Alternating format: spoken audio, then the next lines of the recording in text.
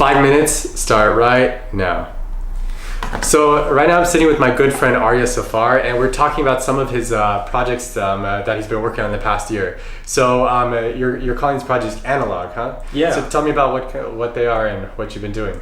Yeah, so these projects are named Analog, or based around this brand Analog, because I found that conversations that happen in person are a lot more meaningful, Right. and I think also break down some of the disconnect that we have when you engage in a Twitter spat with a random person on the other side of the world. So Analog was something that my friend Tanine and I, and partner Tanine and I, have been working on just to create more meaningful conversation in everyday life. Nice. So we've been creating tools as well as experiences to help people have better conversation. So one of the first projects we did was create plates that you'd eat off of, compostable plates, and they had drawings on them that were about gender, that were meant to be kind of a little funny and quirky, and hopefully get people to share about their experiences around gender, what it was like growing up, being, a boy or a man in America, or a girl or a woman, and what it felt like to conform to gender norms. That's cool. I like that because plates are with food, and usually you eat that with other people, but it's a kind of a tool to make those conversations or that time you're spending with people a little bit more meaningful. Very cool. You're telling me about some experiences that you've also created. What exactly were those? Yeah, so those experiences are really about making kind of different events that are otherwise normal have a point of conversation. So we've had parties where we'll have objects or topics or themes so that people can interact with strangers who were also drawn to these parties, who must have been at some point open to conversation, to have something to talk about. So we had parties where we had objects of art that people could create their own didactics, kind of explaining what this piece of art means to them and clipping it to the art. So they would have something to talk about, like, hey, what did you write? Or we had a New Year's party where people brought something from the previous year that they want to get rid of. It could be something they kind of emotionally want to get rid of. Right. And so just something for people to talk about and get them not talking about, the weather or traffic or something. Yeah, something a little bit deeper than that, Yeah.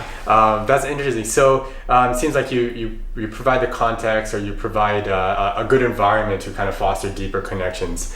I mean, how do you think is a way to do that, except more in your everyday life? I mean, in interactions that you're not being able to spend a lot of time with them, how do you foster, or how do you get into deeper conversations quicker? Are there any tips or ways that you think you can do that? Yeah, I mean, I think, one of the mottos that we have for Analog is end small talk. And I think that it's just about getting to really meaningful kind of things that are deep and personal to each of us quickly. So sometimes it's about asking the right questions. So I think one of the first tips I would have is ask a lot of questions from that other person. Hey, how was your day? What did you set out to do today? Have you accomplished your goals? Have kind of questions that are not just, how are you feeling, or very generic, and try and ask as many questions as possible and get that person to talk and open up to you. I think that people feel like they've had really meaningful connections when they're the ones who've talked the most. Another thing that I would say is try and share some of your vulnerabilities.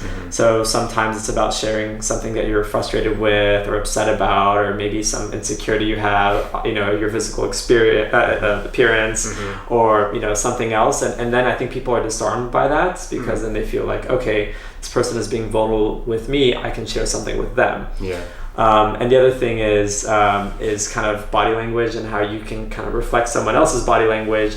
It helps people feel kind of more connected to you. So if someone is crossing their legs, or in a certain stance, and you copy that, then they'll feel more comfortable with you. But I would also say, let's say someone is closed off like this, I think that's not really helpful. It's making sure you're also open, but maybe in a similar position or a stance. Yeah. So those are just some, I think, everyday tips. Yeah. And I think, for example, our conversation, the fact that you asked me all these questions about something and are really engaged, it helps someone feel more comfortable. I mean, what was the last meaningful conversation that you had with a stranger? Yeah. Do you have anything you can think of? Not really. I mean, nothing beyond just how's your day, and good is kind of the answer that you always have to give. But I mean, some of these tips are things that I can easily implement and try to make deeper connections. Right.